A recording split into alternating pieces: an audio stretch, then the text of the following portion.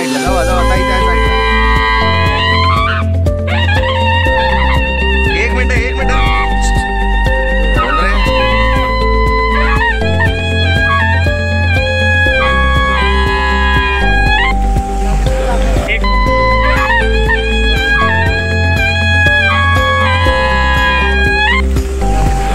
Minute sir एक second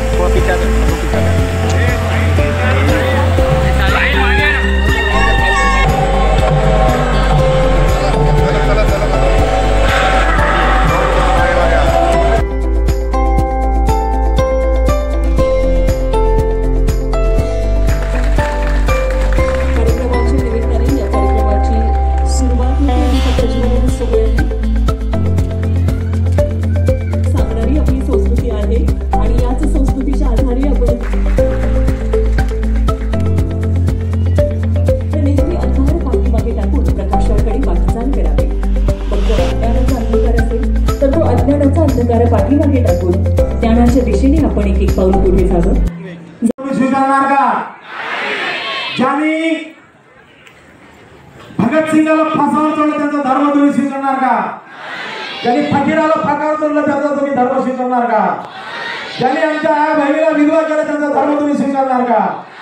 ज्यांनी 7,82,745 क्रांतिवीराला खतम केलं त्यांचा धर्म तुम्ही स्वीकारणार का? बांधवांनो, चुकीचा निर्णय घेऊ नका.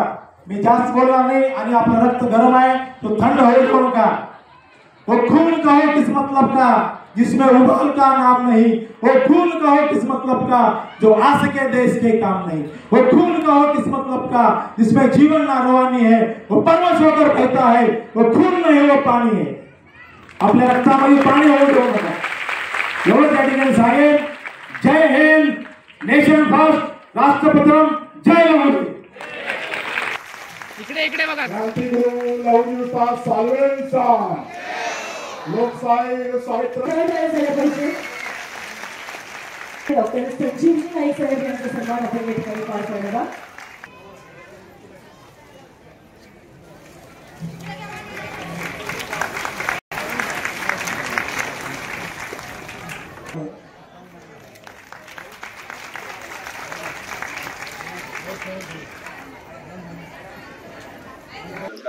हे बघा, अखिल भारतीय मातंग समाज या समाजाचा राष्ट्र निर्मिती करता आणि देशाचा अभिमान जागवण्याकरता हे फार मोठे योगदान आहे. लवजी उस्तादांचं जे कार्य ब्रिटिश कालखंडात त्यांनी जे विचार मांडले, ज्यांनी कृती केली, ती समाजाला एक आदर्शवत ठरलेली आहे. लवजी उस्तादांच्याच प्रेरणेतून अण्णाभाऊ साठेंचे विचार प्रगट होत गेले. त्यांनी सुद्धा आपल्या शायरीमधून जनजागृती केली आणि निश्चितपणे ह्या समाजाला स्वाभिमानी समाज, राष्ट्राभिमानी समाज घडवण्यामध्ये त्यांचं मोठे योगदान आहे. तत्पश्चात डॉक्टर गोपले हे ह्या मंडळाचे अध्यक्ष झाले. खरं म्हणजे मी लवजी उस्ताद आणि अण्णाभाऊ साठे नंतर गोपलेंच्याच विषयी माझ्या मनात एक आदर आहे. कारण त्या माणसाने त्यांना अध्यक्षपद देण्यामध्ये माझा सिंहाचा वाटा होता. परंतु जो अध्यक्ष म्हणून उतरला, मृत्यू समय त्यांना नीट राहण्यासाठी नीट घरपत नाही, 4 चाकी गाडी पण नाही. म्हणजे इतक्या निष्पृह भावनेतून डॉक्टर गोपलेंनी लोकांची सेवा केली. हजारो लोकांना गाड्या वाटण्याचं काम त्यांनी केलं, परंतु स्वतःसाठी त्यांनी काही निर्माण नाही केलं. आणि अशा आदर्शवृत्त असलेल्या नेतृत्वातून दिलीप गायकवाड यांच्या माध्यमातून त्यांच्या आईच्या नावानं त्यांनी जो ट्रस्ट निर्माण केले, 13 वर्षापूर्वी त्या ट्रस्ट, इंदिराबाई गायकवाड चॅरिटेबल ट्रस्टच्या कार्यक्रमाला मी गेलो होतो. अनाथ मुलांना मदत करणं, दिव्यांगांना मदत करणं, गरिबांची शिक्षणाची सोय करणं, त्यांना आरोग्याच्या सेवा देणं, त्याकरता त्यांनी शाळा पण निर्माण केली. अशा या समाजभिमुख काम करणाऱ्या तरुणांच्या बरोबर निश्चितपणे सर्व समाजाने उभं राहिलं पाहिजे आणि ते कार्य सिद्धीस नेण्याकरता निश्चितपणे आमच्या सारख्यांचे योगदान निश्चित लागणार आहे. मी दिलीप गायकवाडला आश्वस्त केलेलं आहे की तुझे कार्य तू असे पुढे चालू ठेव. नवी मुंबई हिंदू मातंग संमेलन आणि या संमेलनाच्या माध्यमातून मातंग समाजाच्या असणाऱ्या विविध विषयावरती आज या ठिकाणी मार्गदर्शन चर्चा होणार आहे.